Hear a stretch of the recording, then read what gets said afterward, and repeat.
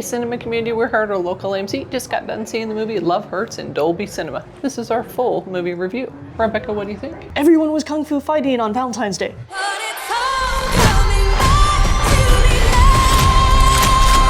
Just kidding, this kind of is what that movie is about. But the cast was the saving grace for a lot of this movie. This movie was funny. Hello! Morning, Marvin. Every day is an opportunity to change your life. Good morning! Do you think I just woke up one day as a top-selling realtor? You won the Regional Realtor of the Year award. Congratulations. It was a lot cheesy, and oh my goodness, did they make Valentine's Day references. I had to work for it and stop becoming who I wanted to be.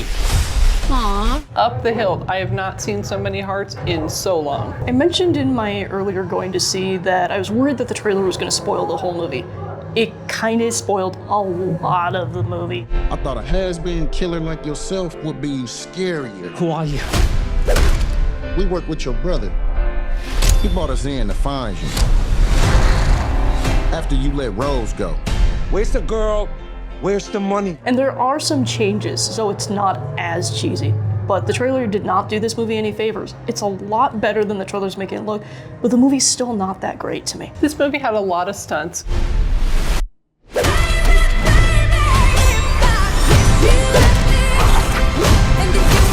Go figure. But it never quite got off the ground. There were a lot of subplots, there was a little wink and nod, some cuteness. I'm so sorry.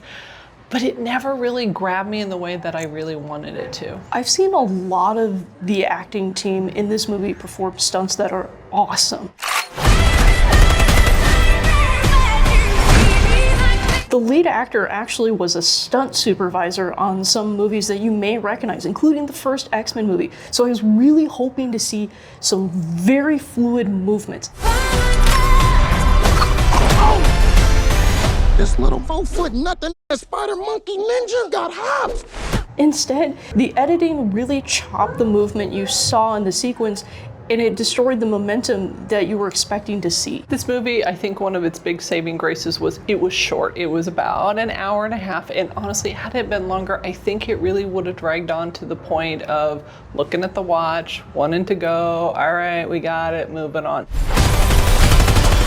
Don't worry, I've got guys who can patch all this up like new. For what it was, it felt like a date movie. It felt like a popcorn flick. It felt like, hey, just going out for a good time. Probably not going to be too memorable after the fact, though. There are some sweet moments, but I feel like the cast is weirdly underutilized, not just in the stunt department, which I mentioned earlier. Even some of the comedic bits just weren't given enough oomph. Rhys Darby, who a lot of our cinema community may recognize from Our Flag Means Death, also very underutilized in this situation. We have one of the main characters from a really underrated show, Into the Badlands, as our main baddie. My brother said he wanted out, but he double-crossed me. Find him Now! And he comes close to realizing the greatness that he showed in that show. Again, everybody they're not phoning it in, but the direction really isn't giving them room to breathe in this. Like Rebecca said, this movie was well cast, and based on the people, I was excited. But some of the chemistry just kind of felt a little off. The story felt a little dragged on. It wasn't overly original, and there were parts of it where I was wondering, why is this happening? Why is this happening? Aww. Hiding ain't living. Not feeling great all of a sudden. And they tried to explain it. A lot of the main characters were narrating the story for you as if you need to know everything that's happening and why. Sorry, brother. Love hurts. I had some trouble with that because oftentimes if the movie tells the story, you don't need somebody to put the dots that close for you. Rebecca, what do you think? Is it worth a watch? I think if you like action movies, specifically movies in the kung fu space, you're really gonna enjoy this movie as a nice date night diversion.